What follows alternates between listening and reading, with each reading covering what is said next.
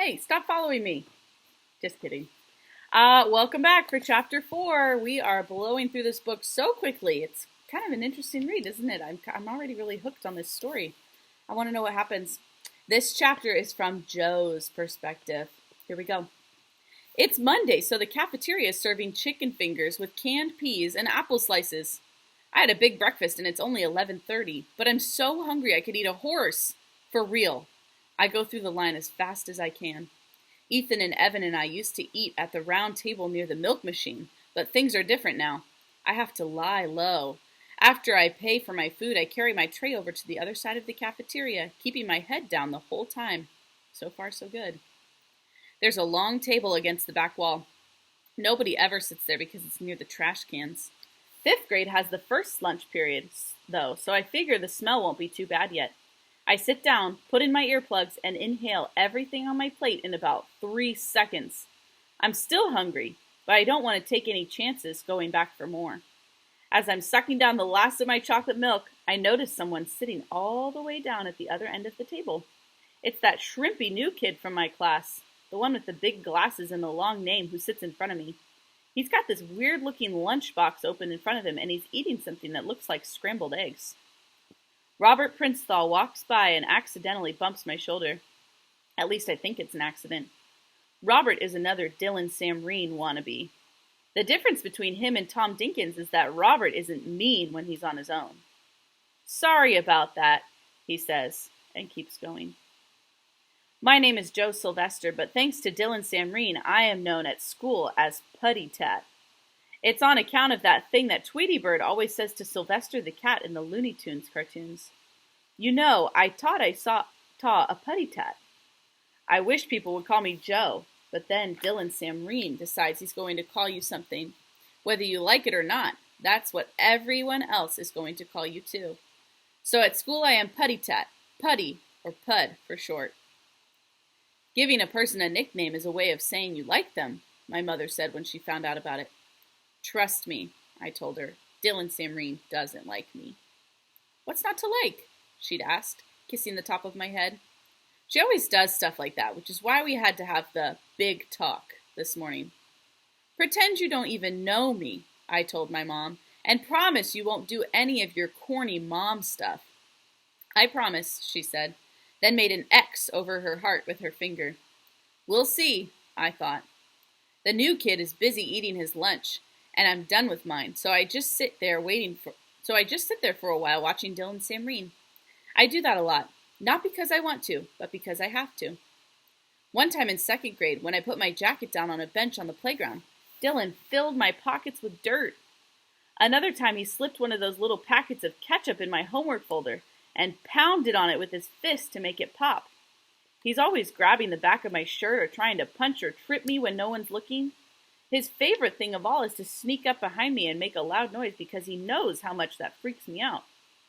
It wasn't until last year that I realized Dylan was a klepto. His parents are loaded, so he doesn't need the stuff that he steals. He just does it for fun. He'll take anything he can get his hands on. A pencil sharpener, a glove, a retainer case. Doesn't matter. Whatever it is, he shoves it down the front of his pants for safekeeping. Since I never take my eyes off of him, I've seen him do this a million times. But I don't ever tell on him, because what good would it do? He'd just fast talk his way out of it and find a way to pay me back double. After my mom found the dirt in my pockets, she suspected something might be going on. Is that Samreen boy bothering you? She asked. No, Mom, I lied. We can talk to Miss Frost about it, she suggested. No, I shouted. Everything's fine. I worry about you, Joey. You never have anyone over to the house. I have lots of friends at school, I told her. Like who? Ethan and Evan. The Burdock twins? She'd said. Those boys are so wild. She didn't know the half of it. Ethan once stole his father's car keys and drove around the neighborhood in his pajamas, even though Evan never got caught. I knew for a fact that he was the bathroom bandit of Einstein, notorious for drawing pictures on the bathroom walls and throwing wet toilet paper on the ceiling. Dylan and his buddies are busy yucking it up, so I figure it's a good time for me to go empty my tray. I guess the new kid must have left when I wasn't looking, because he and his funny-looking lunchbox are gone now. I pick up my tray and make it as far as the trash cans before my luck runs out. "Hey, Pud." Dylan comes over to me and puts his arm around my shoulders. "How's it going?" My heart starts pounding and I feel myself go wet under my arms. Dylan Samreen is like one of those crocodiles you see on the Discovery Channel, lurking underwater with just his eyes showing, waiting to grab anything dumb enough to come within his reach. "I'm good," I say, trying to duck out from under his arm.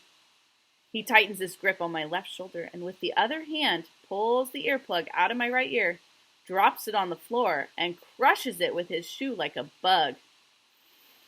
In 2, 3, out 2, 3.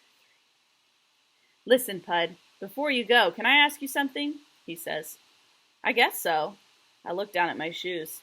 Feels weird only having one earplug in. Like lopsided. Is it my imagination or does that new lunch monitor look familiar? Dylan puts his mouth so close to my ear it makes me squirm. Don't say anything. Just keep my eyes glued to my shoes and breathe. In 2, 3, out 2, 3. I noticed one of my shoelaces had come untied. "Take a look, Putty," says Dylan, jerking his head back to shake the hair out of his eyes.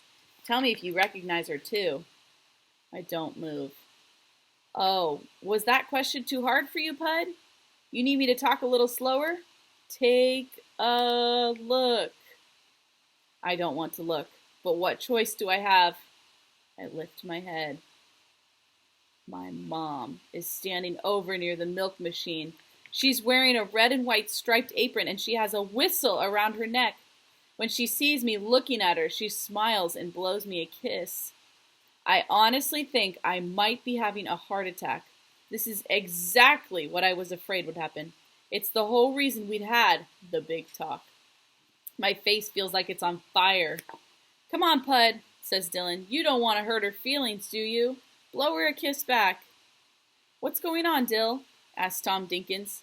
He and Robert and this weird kid, Jax, have come over to empty their trays. "Pud is about to blow a kiss to his mommy, the lunch monitor, and then she's going to change his poopy diaper." Tom laughs. "What the heck?" says Jax. "No kidding, Putty. Is that really your mom?" asks Robert. The bell rings, making me jump. Suddenly, everybody starts rushing around, cleaning up and getting ready to go back to class. Dylan grins and winks at me, then lets go of my shoulder and walks away. He's done with me for now, but I'm not stupid enough to think it's over. My knees are shaking, but I manage to dump my tray and get out of there as fast as I can. The rest of the afternoon is a total waste of time. Mrs. Beam calls on me twice, even though my hand isn't up.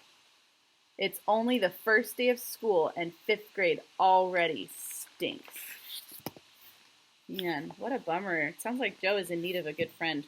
Well, I can't wait to see what happens in chapter 5 from Ravi's perspective. Tune in tomorrow.